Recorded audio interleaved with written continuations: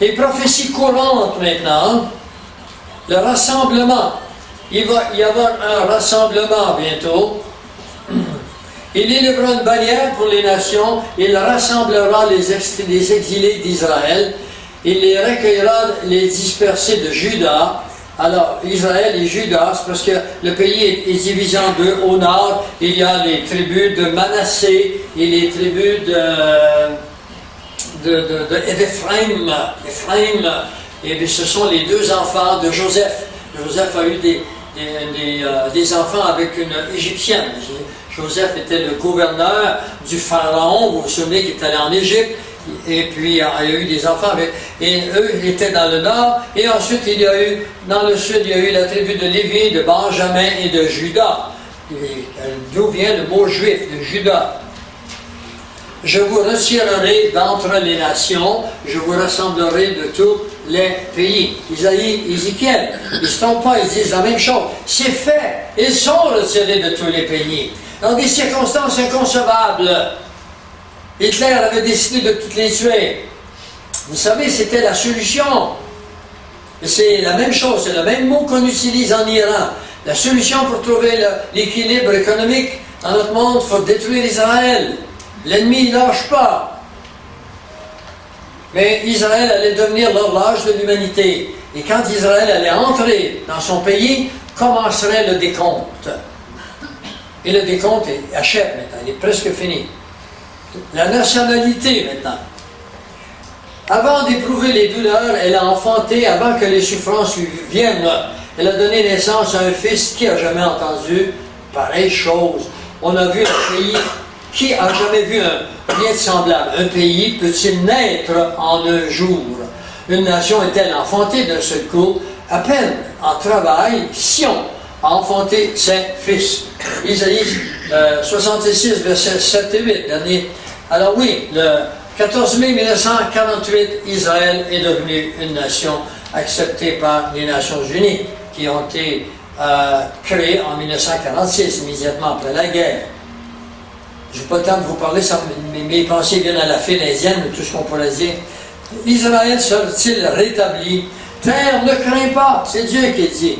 Sois dans l'allégresse et réjouis-toi, car l'Éternel fait de grandes choses. Bêtes des champs, ne craignez pas, car les plaines du désert reverdiront. Les arbres porteront leurs fruits, c'est fait. Les oranges de Jaffa sont vendues partout dans le monde. Les lys sont vendus partout dans le monde. Les roses, s'ils viennent d'Israël. C'est un pays qui était stérile. Et dans l'espace de 60 ans, c'est un pays, un des pays les plus prospères au monde. Et vous, enfants de Sion, soyez dans l'allégresse. Bon, il vous enverra la pluie de la première et de l'arrière-saison, comme autrefois. C'est-à-dire, depuis le début jusqu'à la fin, Dieu ne change pas. La Bible nous dit que Christ est le même hier, aujourd'hui et pour demain. Et l'on dira, cette terre dévastée est devenue un jardin d'Éden. Et voilà ce qu'on dit déjà maintenant, mais ça va tout disparaître, parce que la guerre est bientôt en Israël, et tout va être rebâti, mais beaucoup mieux sur d'autres cieux, si vous voulez, c'est-à-dire sur d'autres règnes humains. Ce ne sont pas des règnes humains qui sont là. Ici, je vais vous présenter maintenant quelque chose qui fait référence à la guerre de 6 jours qui a eu lieu en 1967. Le temps de l'humanité, c'est 6 jours. 6 jours de 1000 ans. Et ils sont finis, les 6 jours. On est entré dans le 7e jour maintenant. Et c'est pour ça que nous sommes à la fin. Mais je vais vous présenter des choses importantes parce que je vais vous montrer la péripétie des 6 jours de la guerre qui a eu lieu. Et vous allez voir comment Israël, qui est peu armé, qui ont des avions bien sûr, qui vont se lancer contre l'Égypte, contre tous les pays qui sont autour. Et dans 6 jours, ils vont les mettre en carte. Puis ça, à West Point, aux États-Unis, les nouveaux miliciens qui entrent pour devenir des généraux, des officiers quelconques, ils étudient encore comment c'est impossible qu'Israël a pu gagner la guerre en 6 jours. Impossible.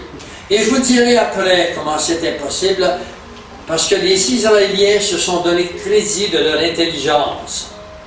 Ils avaient un peu raison, parce que la Bible nous dit que les Israéliens auront plus d'intelligence que les nations. Les nations, c'est nous. Et 80% des grandes découvertes sont faits par des Juifs, des Israélites, si vous voulez. 80%. Mais cette fois, c'était impossible.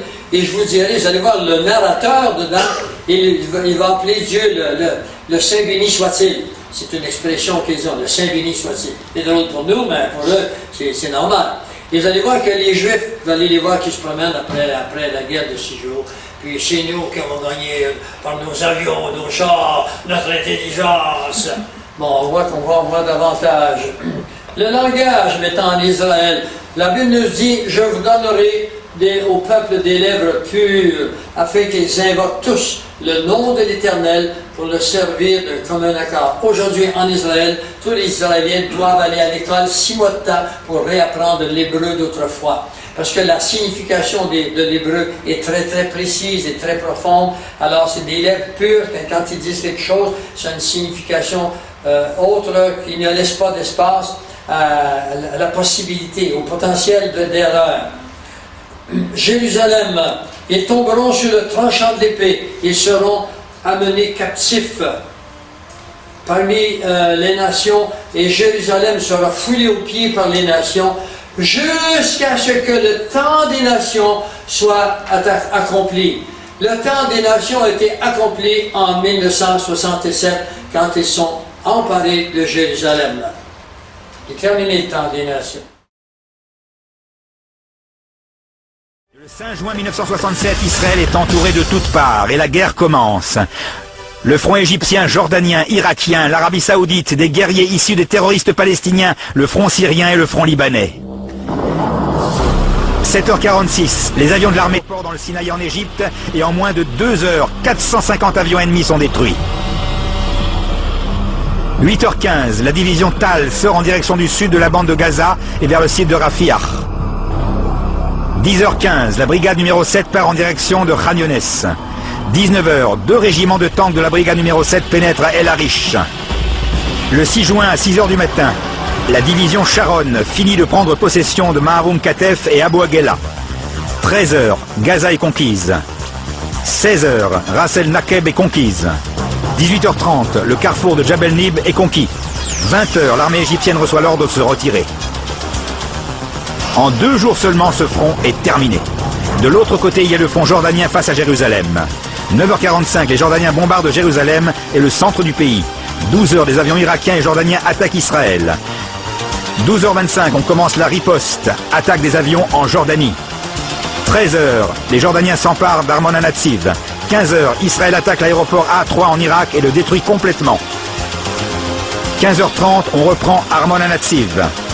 9h26, Sourbacher et Moutzava Pahamon sont conquis. 19h30, des canons jordaniens bombardent Tel Aviv. Le 6 juin à 3h du matin, Latroun est conquise. 5h30, la brigade numéro 45 pénètre dans Jenin. 6h15, les parachutistes de la brigade numéro 55 s'emparent de Givat Atach-Moshet. 8h du matin, la conquête du nord de Jérusalem est terminée. 10h du matin, c'est Givat HaMiftar. Et à 13h, on termine la conquête de Jenin. 17h, Shrem est conquise, le tombeau de Yosef. On arrive à Yosef, notre ancêtre. 17h20, c'est au tour de Kalkilia. 19h, c'est Ramallah. Et à minuit, l'armée jordanienne reçoit l'ordre de se retirer. Le 7 juin, soit le 28 Iyar, Koach en hébreu, il a montré la force de ses actes à son peuple afin de leur donner l'héritage des peuples. À 10h du matin, on rentre dans la vieille ville. Et à 10h15, le mont du Temple est entre nos mains.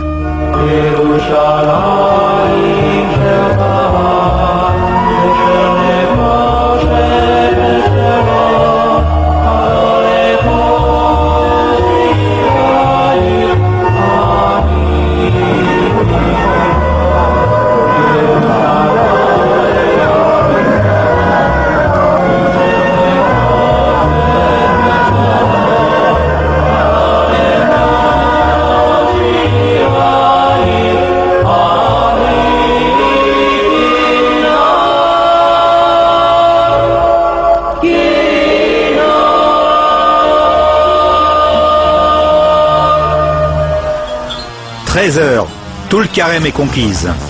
À midi, le combat est terminé. Que faire maintenant? On reçoit l'ordre de se diriger vers le Gush Etzion et à 18h, Gush Etzion est conquise. À 19h30, Jéricho est conquise. Remarquez bien, À 9h45, le front jordanien a commencé et à 10h15, le mont du Temple est déjà entre nos mains. Après 24 heures et demie. Comment un peut-il poursuivre 1000 et 2 mettre en fuite 10 000?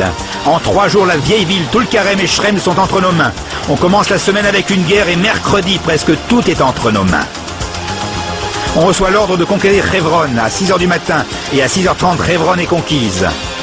Le 8 juin à 13h, la guerre est terminée. Et que reste-t-il? En 4 jours, tous les fronts ont été achevés. Il ne reste plus qu'un front, le front syrien. Le front syrien était complètement abandonné. Les avions syriens ont attaqué Haïfa et Rosh Pina, mais nous n'avions pas assez d'armées pour riposter. Le 9 juin, 4 jours après le début de la guerre, à 7h20 du matin, le ministre de la Défense ordonne d'attaquer le Ramat Golan. À 11h30, la brigade numéro 8 se prépare et commence le combat contre les Syriens dans le nord de Ramat Golan. À 11h30, début du combat. À 18h30, cessez-le-feu. 7 heures de combat et la guerre est terminée. C'est la fin de la 7e année. Comme il est dit, la 6e année, il y aura des bruits, la 7e, ce sera la guerre, et à la fin de la 7e, le Mashiach vient. Qu'avons-nous dit au Saint béni soit-il? Avons-nous dit au Saint béni soit-il, merci beaucoup pour tout ce que tu as fait? Avons-nous dit, ce jour, Dieu nous l'a fait, allons nous réjouir?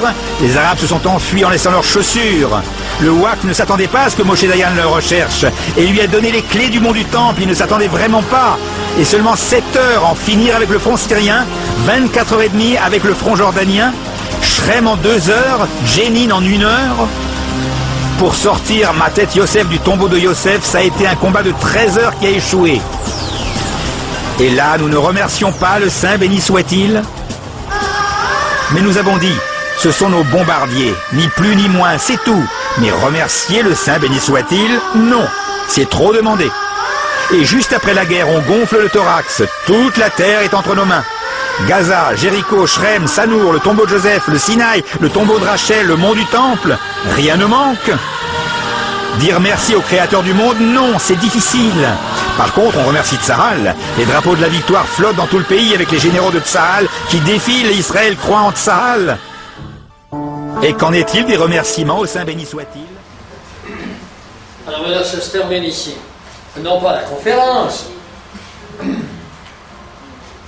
Alors vous venez de voir, ce que vous venez de voir, c'est Israël qui d'une façon surnaturelle, remporte cette victoire.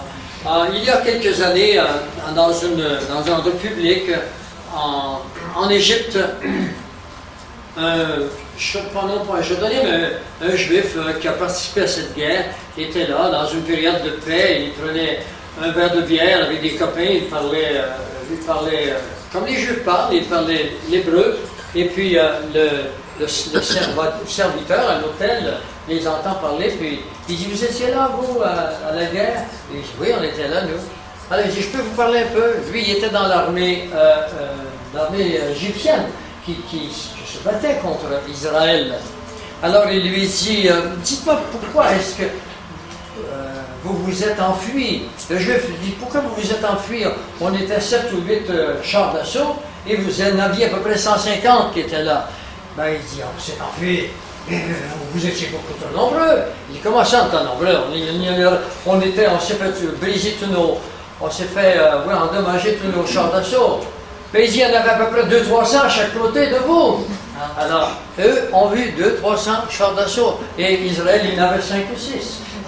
Ils sont enfuis, il y en a qui ont sorti du char d'assaut en courant pour s'en aller. C'est une intervention divine.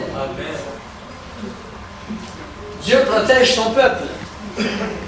C'est son peuple physique, mais comme je vous ai dit, le but de ça, c'est que Dieu veut montrer qu'il est fidèle à ses promesses. Vous et moi, sommes-nous toujours fidèles à Dieu?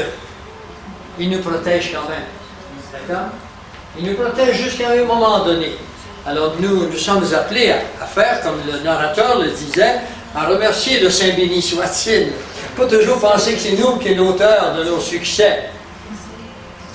En ce jour-là, je ferai des chefs de Juda comme un foyer ardent, parmi du bois, comme une torche enflammée, parmi les gerbes. Ils dévoreront à droite, à gauche, et tous les peuples d'alentour, et Jérusalem restera à sa place à Jérusalem. Ça a été prédit par Zacharie. C'est arrivé ce jour-là.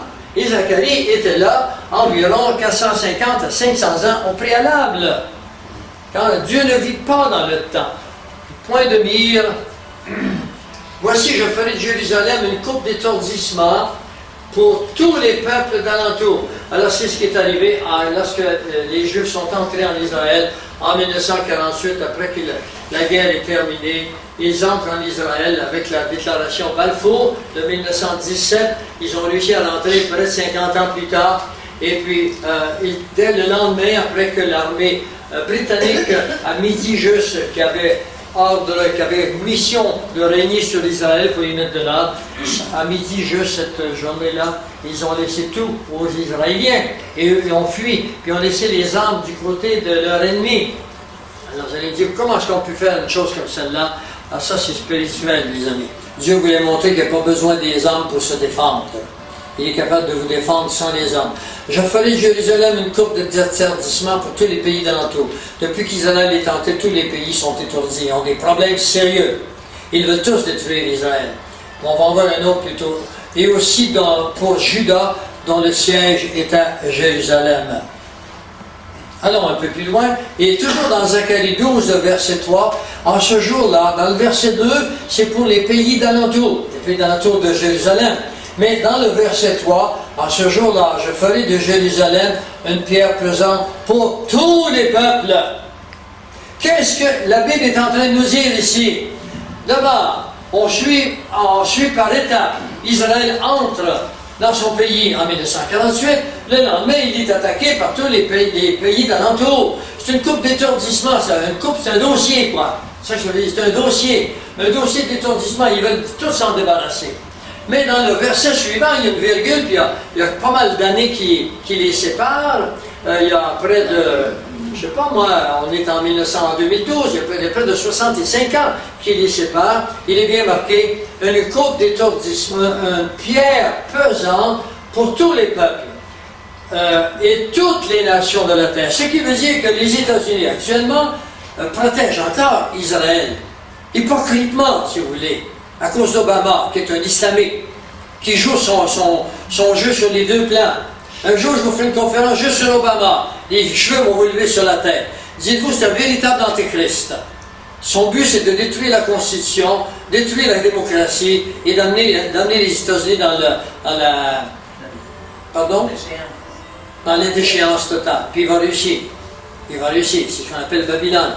Les États-Unis, c'est la Babylone mystérieuse. Elle est là. Et elle va chuter, la Babylone. Mais ne vous en faites pas. Les bombes qui vont tomber sur les États-Unis, et puis la déchéance, ça s'arrête aux douanes. Ici, voyons. Ils n'ont pas les passeports pour entrer au Canada.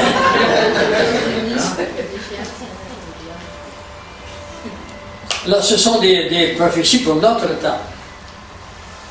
Alors, les futures prophéties sur Israël maintenant, qui viennent, il y a les tribulations. Nous allons entrer bientôt dans 7 années de tribulation, très très terrible.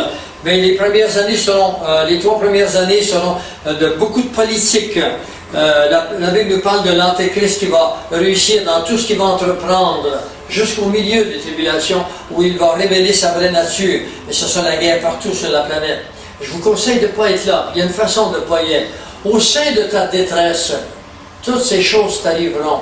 Alors, dans la suite des temps, l'expression dans la suite des temps, on la trouve ailleurs, elle veut dire à la fin des temps.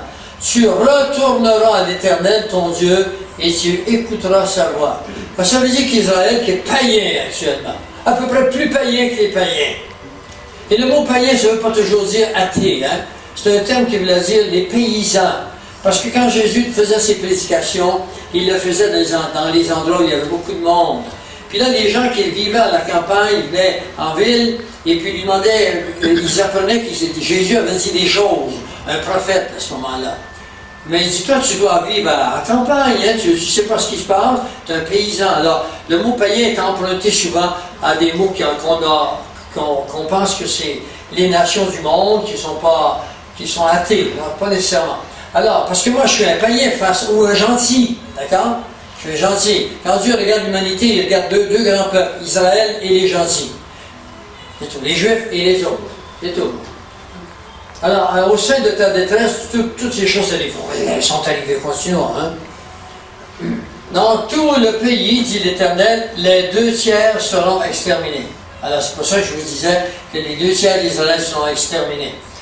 Périront et l'autre tiers restera. Je mettrai ce tiers dans le feu, c'est-à-dire qu'ils vont être, pas dans le vrai feu, c'est-à-dire qu'ils vont être dans l'épreuve de la foi, et je le purifierai comme on purifie l'argent, je l'éprouverai comme on éprouve l'or. Nous, les croyants chrétiens, nous avons été dans le feu souvent, nous avons été dans l'épreuve souvent, mais si vous avez résisté, et c'est ce que Dieu veut, parce que si vous perdez la foi que vous êtes capable de résister, vous allez périr. Il faut que vous soyez capable, il faut tenir. C'est ça qu'est la foi. Je crois que Dieu, il y a des versets spécifiques. Il faut que vous ayez le verset spécifique. On va voir ça un peu plus loin. Il invoquera mon nom et je l'exaucerai, et je dirai c'est mon peuple, et il dira il est mon Dieu. C'est pas fait encore en Israël. Ça va se faire seulement qu'à la fin des 7 dernières années qui correspondent aux 69 premières années qui ont eu lieu du temps de Daniel. Le salut d'Israël, voilà ce qui est une autre chose qui s'en vient. Il dit le salut d'Israël. Zacharie 12, 10. Alors, après qu'Israël a épuisé ses forces, là, il n'y aura pas le choix d'aller voir papa. Hein? Quand tu as fait tout essayer, ben là, on va retourner chez papa. On va retourner à Dieu, et là, il les attend. Je répandrai sur la maison de David, ça veut dire les Juifs, et sur les habitants de Jérusalem, un esprit de grâce et de supplication. Alors ils vont se tourner vers lui, ils vont le supplier. Et ils tourneront les regards vers moi, celui qu'ils ont percé. Qui est-ce qu'ils ont percé? En les mains. Ils vont retourner à Jésus. Mais après de lourdes épreuves, tout ce qui est dans les récits bibliques, c'est pour notre instruction. Pour qu'attendons-nous pour nous tourner vers Dieu? Attendons-nous d'être mis à l'épreuve jusqu'à en baver? Ce n'est pas nécessaire quand on comprend ces choses. De même aussi, dans le temps présent, il y a un reste selon l'élection de Dieu, la grâce de Dieu, selon la bonne grâce de Dieu, selon le bon dessein, la sagesse de Dieu. On voit ça dans Romains 11, 5. Parce qu'ici, on parle des Hébreux, et puis, oui, il y a à peu près 500 000 Juifs aujourd'hui qui sont convertis au christianisme. On les appelle les églises, en mémoire. Messianiques, c'est ça. Ici, ben, voilà les yeux bandés. Le chrétien est appelé à marcher par la foi avec l'épée de la parole de Dieu, l'épée de l'esprit, le bouclier de la foi, et notre lion, c'est le lion de Juda qui s'appelle Jésus-Christ. Nous sommes appelés à faire ça. Israël est en autorité, sera en autorité. Si tu obéis à la voix de l'Éternel, ton Dieu, en observant et en mettant en pratique tous ces commandements que je te prescris, l'Éternel, ton Dieu, te donnera la supériorité sur toutes les nations. Ça, c'est dans le Deutéronome, c'est sur la loi de l'Ancien Testament. Mais dans l'Ancien Testament, il y a deux mots qui le résument, c'est loi et obéissance, dans l'Ancien Testament. Sur la grâce, il y a deux mots qui le résument, c'est foi et grâce. Non, c'était loi et obéissance dans l'Ancien Testament. Sur la grâce, c'est foi et grâce. Sur le millénium qui vient, il y a deux mots qui le symbolisent, c'est paix et sécurité. Nous n'avons pas encore la sécurité, nous n'avons pas encore la paix, parce que Satan est encore dans ce monde. Mais bientôt, Satan sera lié. Et pour 1000 ans, et durant ces 1000 ans, il n'y aura pas de guerre, parce que c'est le vrai auteur de nos problèmes, s'appelle Satan. Oh, il y a nous aussi, hein, la chair, il y a pour quelque chose. Et l'esprit du monde qui vit sur nous aussi. L'Éternel fera de toi la tête et non la queue. Tu seras toujours en haut et tu ne seras jamais en bas lorsque tu obéiras au commandement de l'Éternel, ton Dieu, que je te prescris. Lorsque tu les observeras, ces commandements, mais Israël n'a pas observé ces commandements. Ils ont été dispersés, je vous l'ai montré tantôt. j'ai été avec toi partout où tu as marché, j'ai exterminé tous tes ennemis devant toi, et j'ai rendu ton nom grand comme le nom des grands qui sont sur la terre. Israël a résisté. J'ai une doctrine là-dessus, moi, qui n'est pas très connue, qu'on appelle la doctrine des Néphilim, et puis je serai prêt à la présenter à n'importe qui dans toute sa totalité, pour que vous compreniez qu'il y a une race que Dieu a détruite, tantôt par Israël et tantôt autrement, qu'on retrouve dans Genèse 6.4. Aux États-Unis, une étude a été faite pour demander aux pasteurs aux États-Unis d'expliquer Genèse 6.4. Et puis 1 sur 10 seulement était capable de l'expliquer. Alors c'est des choses qu'on a négligées. Heureusement, moi je me suis attardé, ça m'a toujours intrigué, et j'ai les photos nécessaires pour démontrer, des photos qui ont été découvertes depuis à peu près 150 ans. Alors, des nations s'y rendront en foule. Ça c'est dans le millénium. Des nations se rendront en foule et ils diront, venez et montons à la montagne de l'Éternel, à la maison du Dieu de Jacob, afin qu'il nous enseigne ses voies et que nous marchions dans ses sentiers.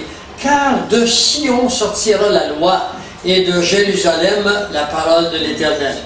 Dieu, quand il est venu, il y avait deux peuples. Il y a le peuple juif qu'il devait soulager, si vous voulez, en accomplissant la loi et les prophètes. Et ensuite, il y a le peuple des païens qui, lui, serait bénéficiaire de la grâce.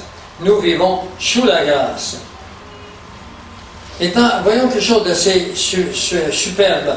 Une démonstration de la précision prophétique, je vous ai parlé. Afin que vous compreniez que lorsque Dieu enseigne des choses, dit des choses, il les met à exécution. Vous voyez devant vous ici ce qui se passe à Jérusalem actuellement. Vous voyez les musulmans, n'est-ce pas, qui montrent les fesses à leur dôme plutôt que nous, on se met la tête vers Jérusalem et non nos fesses. Ici, vous voyez des Juifs qui sont venus de toutes les nations, de toutes les races, qui sont venus en Israël. Et vous voyez les Juifs purs, les Juifs religieux qui sont à Jérusalem actuellement. Ils vivent tout ensemble, c'est un vrai fouillis. Et puis, c'est plein de problèmes en Israël actuellement, malgré tout. Là. Et ici, ce que vous voyez, c'est l'empereur, lorsque Titus est entré à Jérusalem, ils ont transporté les vaisseaux du temple, et ainsi de suite. Ils les ont transportés avec eux. Mais c'était juste pour vous montrer ce qu'il y en est, parce que ce sont les versets qui m'intéressent. Il faut que je vous parle des dispersions ou des captivités. Alors, la première dispersion fut la dispersion égyptienne. Dieu envoya une famine en Israël parce que le peuple n'obéissait pas à disant, ils sont allés en Égypte. Ils sont restés en Égypte pendant 430 ans. L'Éternel dit à Abraham, sache que tes descendants seront étrangers dans un pays qui ne sera point à eux. Ils y seront asservis, ça veut dire c'est en esclavage, et on les opprimera pendant 430 ans, dans Genèse 15. Ils sont sortis de 430 ans plus tard, au jour même. Au jour même. La dispersion babylonienne. Ils sont allés à Babylone aussi parce que Dieu avait dit, vous allez cultiver la terre pendant 6 ans et la 7e année, vous allez laisser la terre se reposer afin que le soleil, l'air puisse se refaire. Et eux, ils étaient avares, ils voulaient faire beaucoup d'argent, alors ils n'ont pas besoin de ça, on va cultiver pareil le 7e jour. Et Dieu les a envoyés, le prince de Babylone, Nabuchodonosor, il les a emmenés chez eux, puis il les a gardés 70 ans captifs. Ils sont sortis au jour même. Tout ce pays deviendra une ruine, un désert, et ces nations seront asservies au roi de Babylone pendant 70 ans. Alors, ça c'est la deuxième dispersion, la dispersion babylonienne. Et la troisième dispersion, elle va se faire en l'an 70 de notre ère, la dispersion mondiale. Je les ai dispersés parmi toutes les nations qui ne connaissaient pas. Le pays a été dévasté derrière eux. Ah oui, c'est Titus qui l'a dévasté au complet. Il n'y a plus ni allant ni venant, et d'un pays de délices, ils en ont fait un désert. Alors c'est comme ça que Dieu les a punis. Et c'est pour ça qu'ils sont dans le monde partout. C'est depuis l'an 70 qu'ils sont dans le monde. Mais maintenant, Dieu les a rappelés, et il y en a maintenant la moitié qui sont retournés en Israël. L'Éternel promet de rassembler son peuple. Ce n'est pas des prophéties pour l'Ancien Testament, c'est pour notre ère. Il élèvera une bannière pour les nations, et il rassemblera les bannis d'Israël. Et il les recueillera, les dispersés de Juda, des 4 coins de la terre, le nord, le sud, l'est et l'ouest. C'est fait. Ça va même jusqu'à Saint-Félicien. Et Alma. Mais on dira, l'Éternel est vivant, lui qui a fait monter les Israélites du pays du Nord et de tous les pays où il les avait bannis, je les ramènerai sur leur territoire que j'avais donné à leur père. Le territoire a été donné aux Juifs et les Islamiques, enfin, les Arabes disent que c'est à eux que le Solon fait voler et les peuples croient ces choses parce que les peuples ne connaissent pas la parole de Dieu.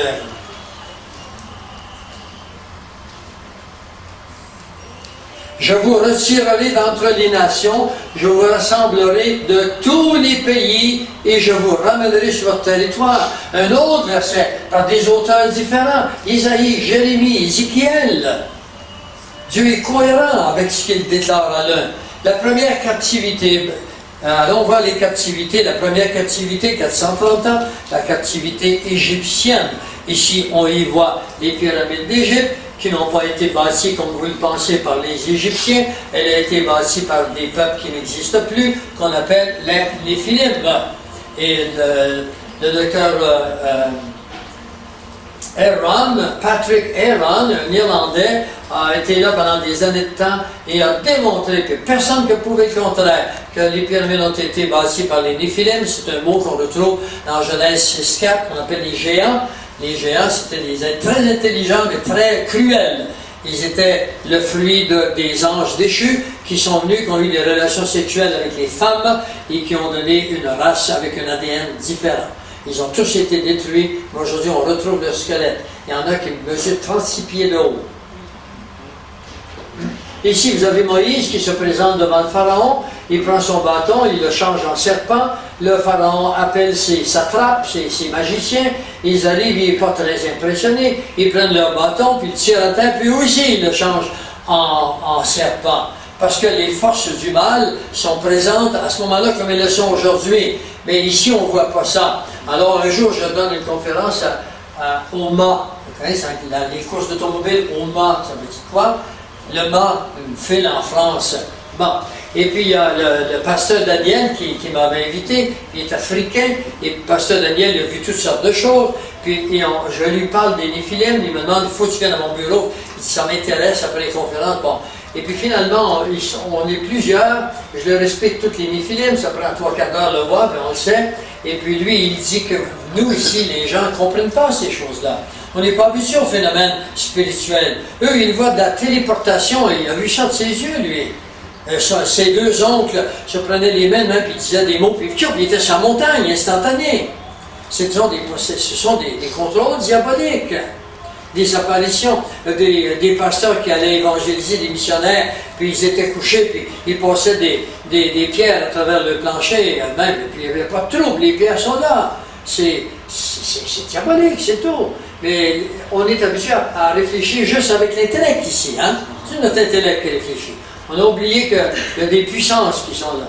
Et ici, vous voyez Moïse qui traverse la mer morte, le jour de ce qu'on appelle le jour des pains sans levain.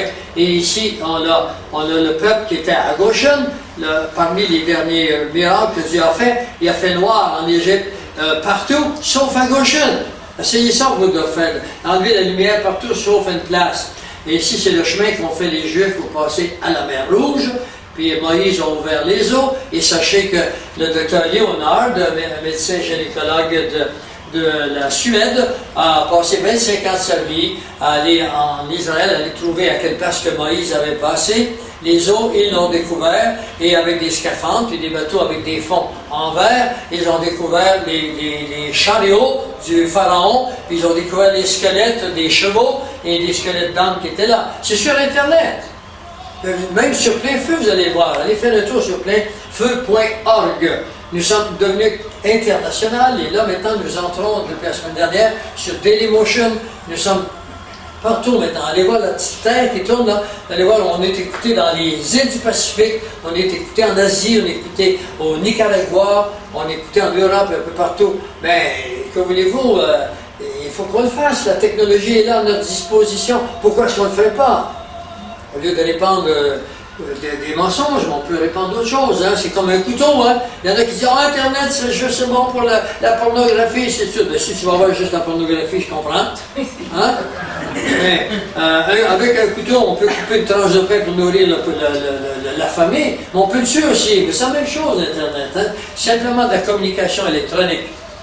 Et au bout de 430 ans, le jour même, toutes les années, les armées de l'Éternel sortirent de l'Égypte. La deuxième captivité, c'est celle de Babylone. Alors on voit Nabuchodonosor ici, puis on voit que Saddam Hussein, qui se croyait Nabuchodonosor, et l'arbre qu'il plantait qui était là, c'était lui. Ici, le territoire les Mèdes et les Perses. Les Perses, aujourd'hui, ça s'appelle l'Iran. Alors on comprend ici, c'est ici la mer Rouge. Tout ce pays deviendra une ruine, un désert, et il a toujours été une ruine depuis. Et ces nations seront asservies au roi de Babylone pendant 70 ans. Quelle nation? Israël a été asservie pendant 70 ans. Israël est conquis en l'an 606 avant Jésus-Christ. Sa captivité se termine en l'an 536 avant Jésus-Christ, au mois de Nissan, qui correspond au mois de mars pour nous, avec la permission du général des armées. Les gens disent que c'était le roi, c'était pas un roi, c'était le général des armées. C'était Cyrus de Perse, qui est aujourd'hui l'Iran depuis 1934. Le Perse pour retourner dans leur pays. On voit ça dans Esdras 1.3. Alors on voit ici tout l'empire du roi de Babylone. On voit les partitions, ainsi de suite, la Syrie, la Lydie, la Sarde. On voit également le chemin que Paul a fait pour aller apporter l'Évangile au risque de sa vie à chaque fois qu'il faisait. Dieu donne un signe à Ézéchiel sur le temps qui s'écoulerait jusqu'au rétablissement d'Israël. Je recommande. Écoutez ce que je dis là. Dieu donne un signe à Ézéchiel, le prophète Ézéchiel. Il lui donne un signe sur le temps qui s'écoulerait jusqu'au temps du rétablissement d'Israël. Israël a été rétabli quand? 1948. D'accord? Alors il va lui donner un signe. Ça devrait être quelque chose qui devrait nous intéresser. Comment est-ce qu'il a pu faire ça? Alors il lui dira, voici ce que tu vas faire, Ézéchiel. Tu vas prendre une poêle de fer et tu vas la mettre comme un mur de fer entre toi et la ville. La ville est là, Ézéchiel se couche sur le côté, il met ça, juste par l'obéissance au Seigneur. Est-ce que le Seigneur a besoin de faire ça? Non. Ben non, je n'attendais pas, vous dites non, hein? Je vais le dire avant. Il dit, dirige ta face contre elle, et elle sera assiégée, et tu l'assiégeras. Que ce soit là un signe pour la maison d'Israël, pas la maison d'un évêque, Israël. Puis couche-toi sur le côté gauche, mets-y l'iniquité de la maison d'Israël, c'est-à-dire les fautes d'Israël. Et tu la porteras leur iniquité autant de jours que tu seras couché sur ce côté. Ensuite, il dit, voici ce que je vais faire. Je vais te compter un nombre de jours égal à celui des années de leur iniquité, c'est-à-dire 390 jours. Tu porteras ici l'iniquité de la maison d'Israël. Et quand tu auras achevé ces 390 jours, couche-toi sur le côté gauche maintenant. Côté droit, le côté gauche, change de côté. Et tu porteras l'iniquité de la maison de Juda pendant 40 jours. Je t'impose, toi aussi, un jour pour une année pour chaque jour. Chaque jour équivaut donc à une année biblique. D'accord? Chaque jour équivaut à une année biblique. Le sablier est le temps. La pénalité est de 390 jours pour le péché d'Israël et ensuite de 40 ans pour 390 ans pour le péché d'Israël et 40 ans pour celui de Juda. Ça fait 430 ans. Je compte bien. Continuons maintenant. 70 ans ont été payés par leur captivité à Babylone. Donc 430 ans moins 70 est égal à 360 années. La question qu'il faut se poser, pourquoi rien n'est-il arrivé puisqu'ils avaient payé une partie en tous les cas? Et la raison, c'est la même que la condition absolue pour arriver au salut. Écoutez-moi bien là. Là, on commence à faire des parallèles entre le salut et Israël.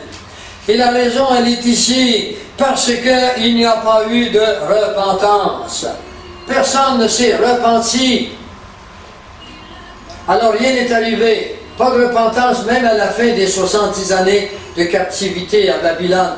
À Babylone, Cyrus leur donne la permission d'aller rebâtir le temple. Ils sont en Irak à ce moment-là. Et puis, ils sont environ 1 million. Il y en a qui disent 1 500 000, je ne sais pas, mais en tout cas, on entend quelque part entre 1 million et 1 500 000. Et le gars a dit, retournez chez vous. Il y en a 50 000 qui sont venus seulement, sur 1 million. Alors, ils sont habitués à vivre dans l'esclavage.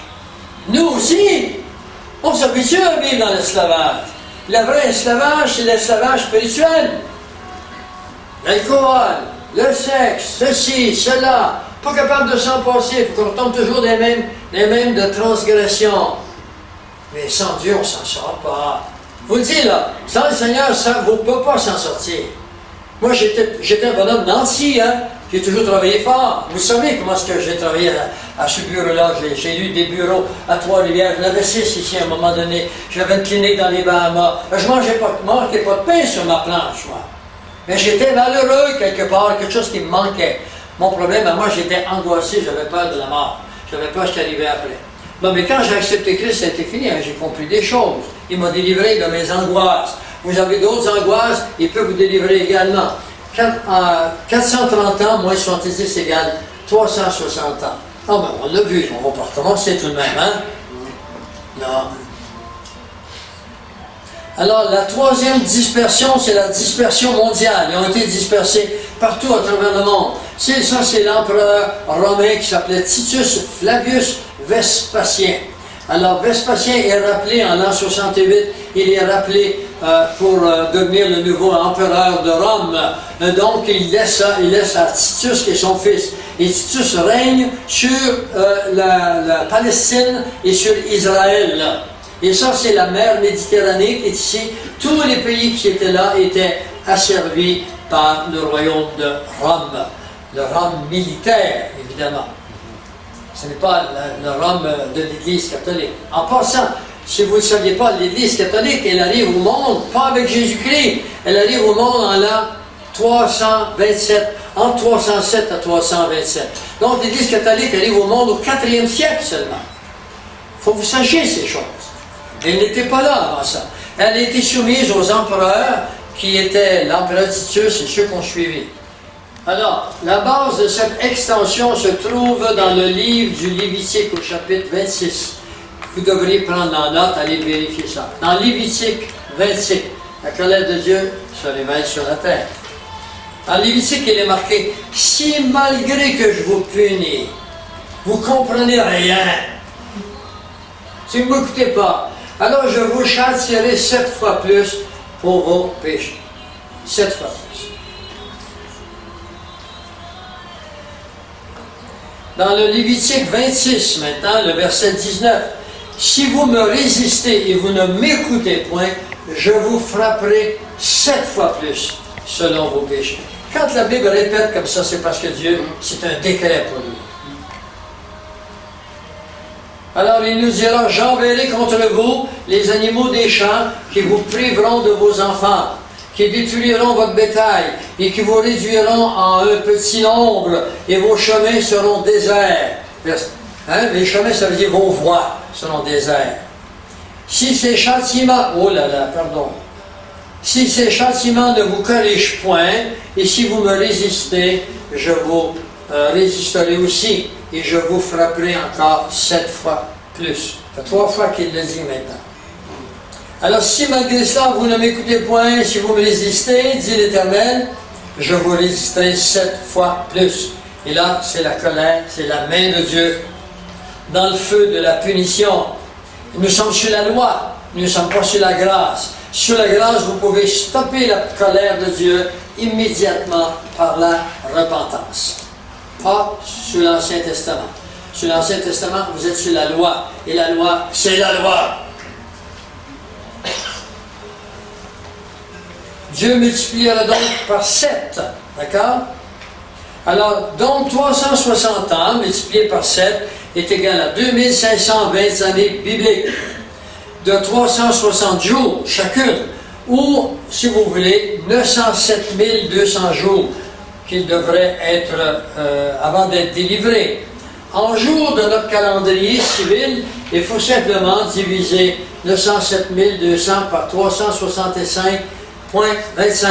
Dans une année de notre calendrier, il y a 365 jours, 25, ce qui donne un total de 2483,8 années civiles.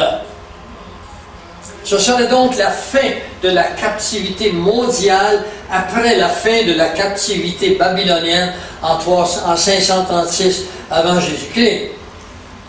Dieu multipliera donc par 7 pour calculer le temps où Israël redeviendrait une nation selon la prophétie d'Ézéchiel. La captivité babylonienne s'est terminée en 536, je répète, 536,4 avant Jésus-Christ, moins la durée de la captivité d'Israël, c'est-à-dire 2483,8 années, égale 1947,4. 1947,4. Et qu'arrive-t-il? Parce que j'ai bien dit que c'est en 1948. Alors ici, je recommence, pour ceux qui n'ont pas compris, j'explique. Un signe, c'est leur iniquité. Chaque jour est égal à une année. La même chose ici. Je te compterai un nombre d'années égal. Au cas que vous n'auriez pas compris, mais il semble que vous avez compris. Alors maintenant, qu'arrive-t-il? Alors pour compenser entre l'année 0 de l'année 1 après Jésus-Christ, nous ajoutons une année. Pourquoi? Quand un enfant arrive au monde, il n'a pas un an. Il faut attendre 365 jours, 4 pour dire qu'il a un an. Alors, on va ajouter 1947 plus 1, ce qui nous donne donc à la fin de la captivité d'Israël surviendrait la renaissance d'Israël le 15 mai 1948. Est-ce que ce n'est pas de la précision, ça? C'est les mathématiciens qui ont découvert ces choses. Et ici, qu'est-ce qui arriverait à Israël? Eh bien, le voilà. Il entre chez lui, le 14 mai 1948. Ils viennent de partout, des vieillards, des femmes avec les enfants. La Bible nous dit qu'il va y avoir des enfants, des femmes qui vont accoucher dans les avions. Et puis j'ai tous les documents nécessaires que des femmes qui accouchent dans les avions. Elle nous l'a dit 2000 ans au préalable. Ceux qui ne croient pas en Dieu, c'est simplement qu'ils manquent d'informations ou encore le cœur est complètement dans le culte. D'où la réalisation de la prophétie d'Isaïe 66, le verset 8, qui nous dit qui n'a jamais entendu pareille chose. Est-ce qu'un pays peut naître en un seul jour? Yes! C'est fait. 1948. Israël est né. Passons à la conclusion maintenant. L'évangile de Jésus-Christ est un évangile éternel. C'est-à-dire que c'est un évangile qui ne se terminera pas. C'est un évangile qui dure toujours.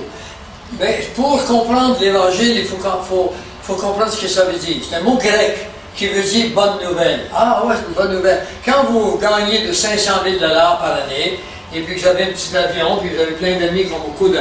Puis vous êtes en bonne santé, vous avez 30 ans, puis vous êtes beau, puis vous avez toutes vos dents, et bien là, qu'est-ce que tu veux qu'on fasse de ta bonne nouvelle? Pas besoin de ça, moi. Hein? Mais un jour ou une autre, on a besoin de la bonne nouvelle parce que ça ne va plus dans nos vies.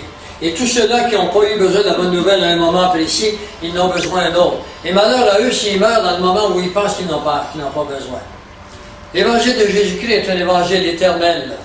Je vis un ange qui volait par le milieu du ciel, ayant un évangile éternel pour l'annoncer aux habitants de la terre, à toute nation, à toute tribu, à toute langue, à tout peuple.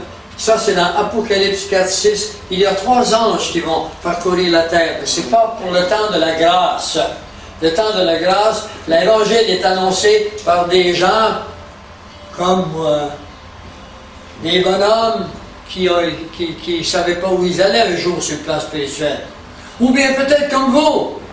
Et Dieu a choisi des hommes comme vous tous qui êtes chrétiens qui annoncent l'évangile aux voisins. Attendez-vous de vous faire repulser. Parce que la planète n'appartient pas encore à Dieu. Elle appartient à l'ennemi. C'est textuel dans la Bible. C'est pour ça qu'il y a des accidents, il y a du cancer, il y a des pertes de job, il y a tout. Le système bancaire va tomber. Tout ça, c'est voulu. C'est pas du hasard, c'est tout voulu. Il n'y a rien qui n'est pas en politique, qui n'est pas préparé d'avance. Mais il faut qu'on sache ces choses-là. Et c'est pour ça que nous avons, il y a quelques années en arrière, préparé des DVD pour vous, qui les avez écoutés probablement. Je sais que M. Hudon, ils ont écouté 3 fois chacun, les DVD de ça. Mais ils sont sur Internet maintenant, puis ils sont gratuits. Et puis le monsieur qui a fait ses DVD avec moi et son épouse, il est là. Luc, je veux que tu te lèves. Oui, lève-toi! Tiens, c'est lui, Luc, qui a passé 10 ans de sa vie, lui et sa femme, travailler jour et nuit pour faire ces DVD-là. C'est une moyenne job, il pourrait vous en parler. Ouais. Vous avez tout dedans. Vous voulez savoir qu'est-ce qu'il faut faire pour être sauvé? Vous avez une DVD qui s'appelle La Bible, la foi et le salut. Écoutez-le, tout est là. Alors, qu'arrivera-t-il? Tous sont-ils élus? Seigneur, Seigneur, n'avons-nous pas prophétisé par ton nom? N'avons-nous pas chassé des démons par ton nom? Et n'avons-nous pas fait beaucoup de miracles par ton nom? Celui qui vous parle a chassé beaucoup de démons. J'ai vu des démons sortir, j'en ai chassé beaucoup. Arthur et moi, on a fait ça ensemble. Enfin, il y en a peut-être d'autres. André, t'en as dû en faire, toi aussi. Mais ce n'est pas ça qui nous sauve. Ça n'a rien à voir avec le salut. C'est dans le nom de Jésus qu'on l'a fait. Il l'a fait parce qu'on prononce son nom. Ça n'a rien à voir. Est-ce que j'ai eu des miracles? Ah, René, comment est-ce qu'il va ton bras droit? T'as été guéri, oui? Hein? Bon, est-ce que c'est moi qui l'ai guéri? Non, absolument pas. Parce qu'on a imposé les mains, on a demandé la guérison, mais il faut avoir la foi. Il a été guéri. Et il y en a d'autres comme ça. Mais ce que je veux vous dire, c'est donc des privilèges qui sont donnés aux croyants. Et tous les croyants devraient le pratiquer. Pour la gloire de Dieu, nous devons accomplir ce que Dieu nous demande. Les amis, ils sont millions, ils sont légions, les jeunes, les vieux, les moins vieux, qui se retrouveront comme ça bientôt, qui se prendront la tête à 2 mains parce qu'ils n'ont pas voulu entendre l'évangile de Jésus-Christ. Nous sommes au bout du temps de l'humanité. Et je ne vous dis pas à peu près. Car il y a beaucoup d'appelés et peu d'élus. Ah bon? Comment ça qu'il y a beaucoup d'appelés et beaucoup d'élus? Dieu ne nous aime-t-il pas tous? On est tous sauvés. Mes amis, qui vous a dit ça? Le voisin? Est-ce que c'est marqué dans la parole de Dieu, ça? Qu'on est tous sauvés? Non, on n'est pas tous sauvés. Ça n'a rien à voir. Matthieu 22, 14. Qui sont les perdus? Ah, ça va vous surprendre. Regardez qui sont les perdus. Tous. Tous, sans exception, sont perdus. Vous ne saviez pas ces choses. Il faut que vous levez grand vos oreilles. Tout homme, quand il arrive au monde, à moins qu'il meure, bébé, ou disons jusqu'à l'âge de 6 ans, 7 ans, 8 ans, chez d'autres ça peut être 10 ans, je ne sais pas. Quand il arrive au monde, nous sommes perdus. Nous sommes des fils d'Adam et Ève. Et en tant que fils d'Adam et Ève, nous sommes séparés de Dieu. Mais il faut retourner à Dieu. Et comment est-ce qu'on y retourne? Par Jésus-Christ. Il est venu pour ça. Il ne nous a pas demandé de faire des efforts. Il dit, croyez en moi, que vous serez sauvés. Il ne nous a pas demandé de faire des efforts. On perd notre temps avec nos efforts. On vient fou à faire des efforts. Marcel, c'est pas en faisant des efforts, hein, qu'on est sauvé. Il y a un peu de misère. C'est pas en faisant des efforts qu'on est sauvé. Non. Le coût que Jésus a payé, c'était pour ouvrir. Quand Jésus est mort sur la croix, dans le temple où se faisait le grand prêtre entrait une fois par l'année, qui avait un voile qui séparait le grand prêtre du reste du peuple, eh bien, le voile s'est déchiré de haut en bas. Savez-vous ce que ça voulait dire? C'est un ange qui l'a brisé. C'est dans vos Bibles, ça. Il l'a brisé en voulant dire que c'en était terminé maintenant. Il n'y a plus d'intermédiaire entre Dieu et les hommes. La porte était ouverte.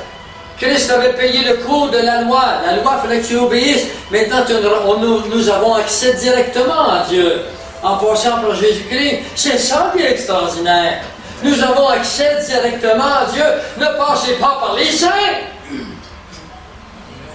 Les saints, ça veut dire quoi? Qui a été canonisé par des hommes. Chers amis, le jour où vous croyez en Dieu, vous devenez sanctifiés. C'est lui qui nous rend saints. Pas nous, c'est textuel. Allez dans 1 Corinthiens 1, verset 30. Il est notre sanctification. Il est notre glorification. C'est lui. Il faut lui donner tout. On n'a pas d'affaire à faire des efforts pour le salut. Il nous demande simplement de croire en lui. Et ça m'a été difficile à comprendre. Mes angoisses m'exigeaient. Vite Trois-Rivières, j'allais au Cap de la Madeleine Une fois par année, à Trois-Rivières-Ouest, je demeurais. J'arrivais là-bas, les talons remplis d'ampoules, puis ça saignait. Mais là, je pensais que j'étais sauvé. Moi, j'ai marché, fait une grande marche. Celui-ci est mon fils bien-aimé, écoutez-le. Vous savez ça? Écoutez-le. Comment est-ce qu'on peut écouter Jésus-Christ? En lisant la parole. Il ne faut pas attendre que vous me répondiez. Je ne l'ai pas entendu, moi, salut, il ne m'a pas donné la main.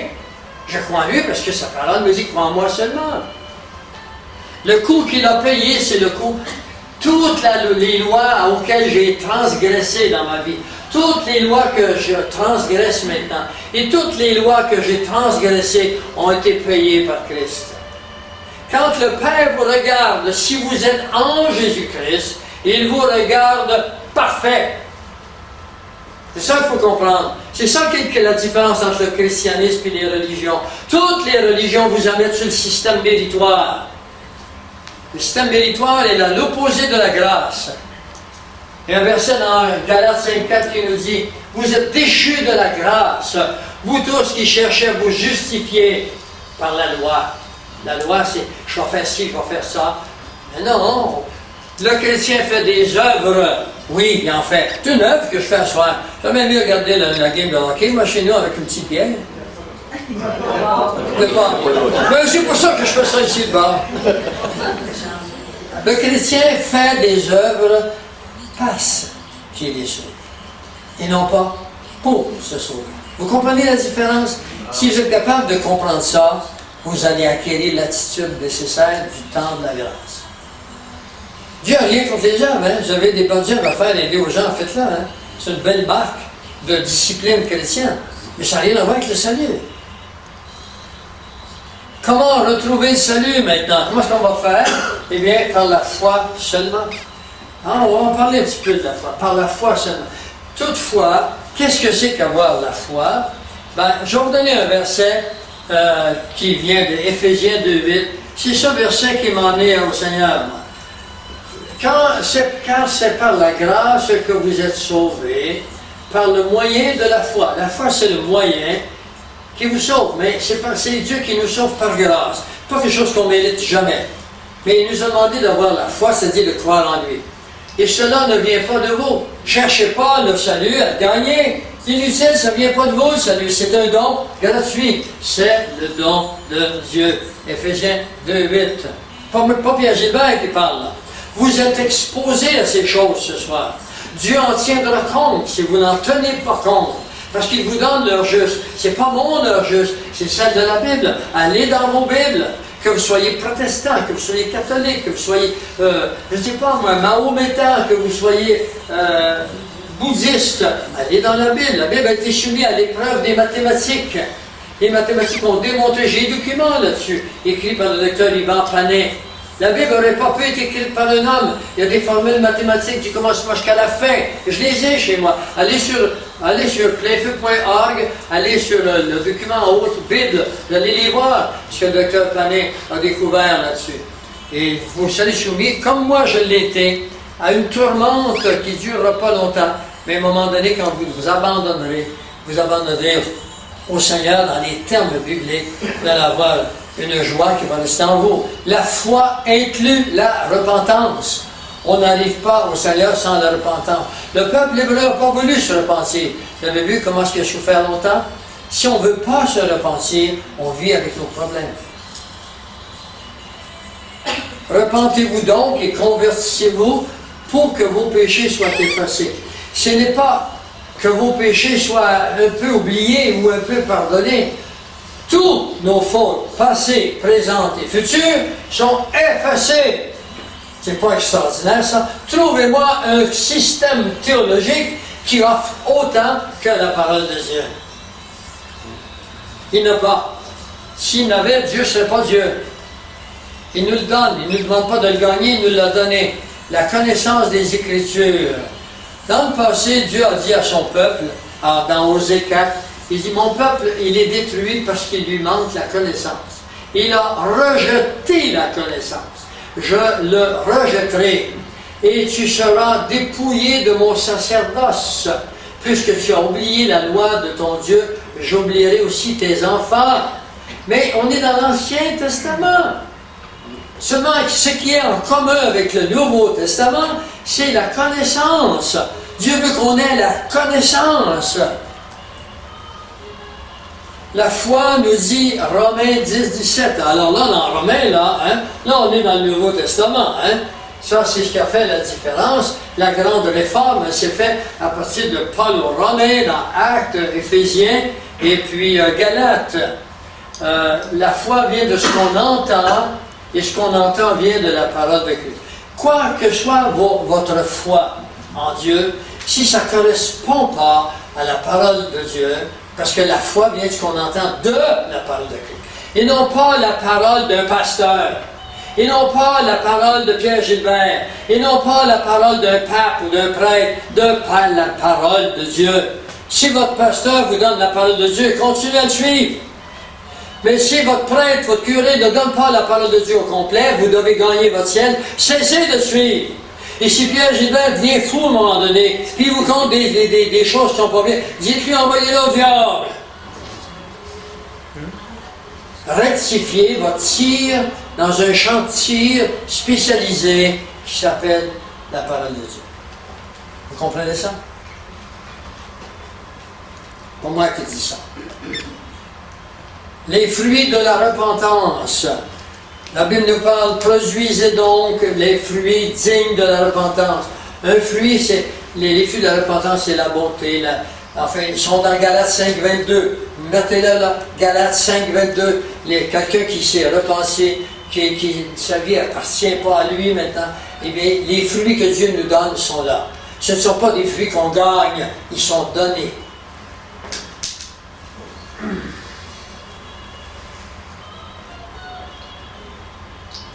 Ça veut dire qu'il est tard, il faut que j'aille vite.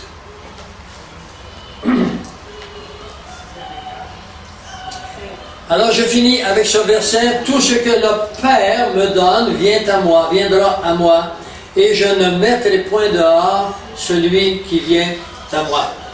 Alors, ma question que je vous pose ce soir, voulez-vous venir à Christ? Dans les termes bibliques ou pas? Oui. Moi, je vais faire une simple prière, d'accord? Vraiment une simple prière. Et puis, c'est vous qui décidez dans vos cœurs, venez pas me le dire, je ne sais pas, ça m'intéresse oui-même. Je veux dire, c'est vous qui décidez. Je vais le faire dans les termes bibliques. Paul nous dit, dans Corinthiens, si vous le gardez dans les termes que je vous ai donnés, sinon vous aurez cru en vain, et non pas V-I-N. V-A-I-N. Seigneur, penchez vos têtes, faites cet acte.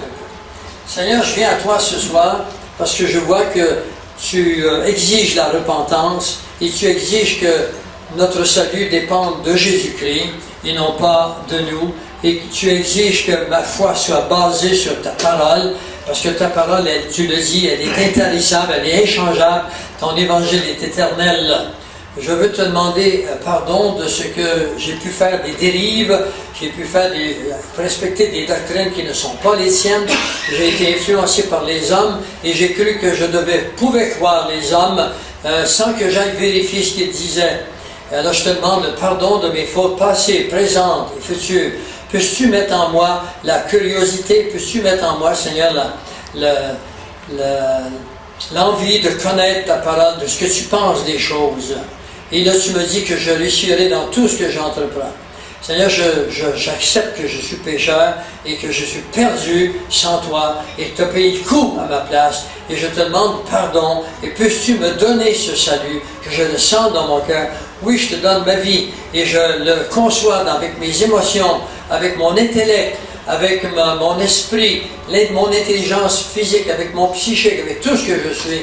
Je te donne le reste de mon existence.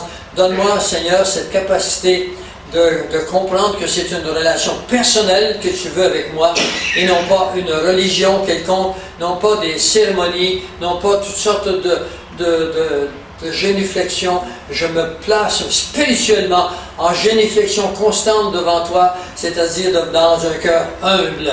Et je te demande pardon de mes fautes et donne-moi ce Jésus afin que je sache dans mon cœur que mon salut est gagné et que je lui appartiens et que je vive éternellement avec toi.